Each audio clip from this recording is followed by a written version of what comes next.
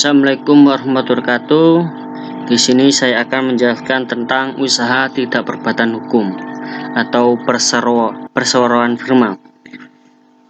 Dari sini saya akan menjelaskan tentang pengertian perseroan firma, yang mana telah dijelaskan pada pasal 16 KUHD, yaitu persekutuan perdata yang didirikan untuk menjalankan perusahaan dengan nama bersama. Kata firma sebenarnya berarti nama yang dipakai untuk berdagang bersama. Singkatnya, firma yaitu nama bersama. Di dalam bahasa Inggris, nama bersama disebut dengan common name. Di negara-negara common law, persekutuan dengan firma dikenal sebagai general partnership. Dengan demikian, persekutuan dengan firma adalah persekutuan perdata khususnya terletak pada 3 unsur mutlak sebagai tambahan persekutuan perdata, yaitu yang pertama yaitu menjalankan perusahaan. Terus yang kedua itu dengan nama bersama atau firma.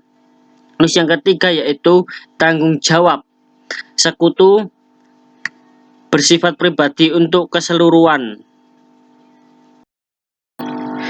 Sedangkan berdasarkan pasal 16, pasal 17, dan pasal 18 KUHD, pengertian firma dapat dirumuskan sebagai firma adalah suatu persekutuan perdata yang menyelenggarakan atas nama bersama, di mana tiap-tiap anggota firma yang tidak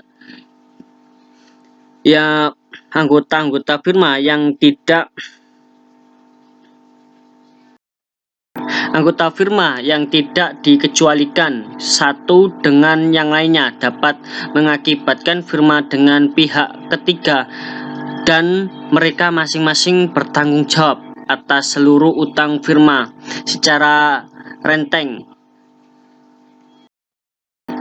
Dalam praktis di Indonesia dewasa ini, persekutuan dengan firma lebih banyak digunakan untuk kegiatan menjalankan profesi seperti avokat, akuntan, dan arsitek daripada untuk kegiatan komersial dalam bidang industri dan perdagangan.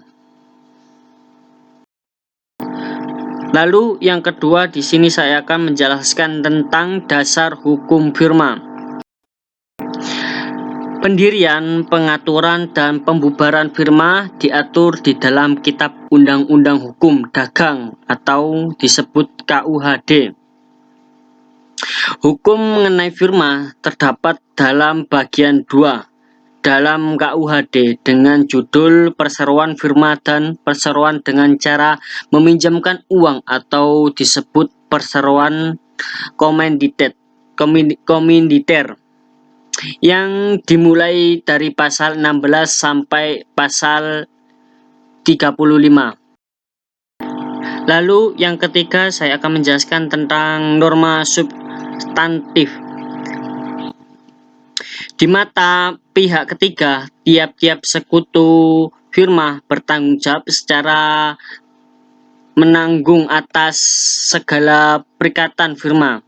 Namun demikian harus diingat bahwa hanya sekutu yang berwenang menurut anggaran dasar firma yang dapat mengikat pihak ketiga.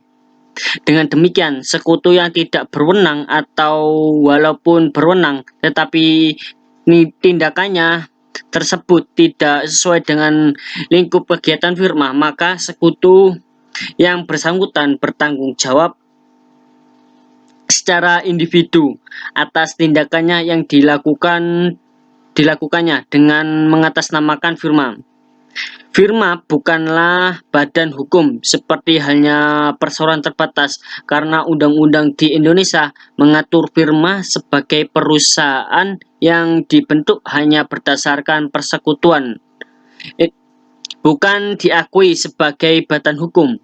Selain itu juga syarat lain bagi suatu entitas untuk dapat dikatakan sebagai badan hukum adalah mempunyai kekayaan yang terpisah dengan pengurusnya pada firma. Pada firma tidak ada pemisah kekayaan firma dengan pengurusnya.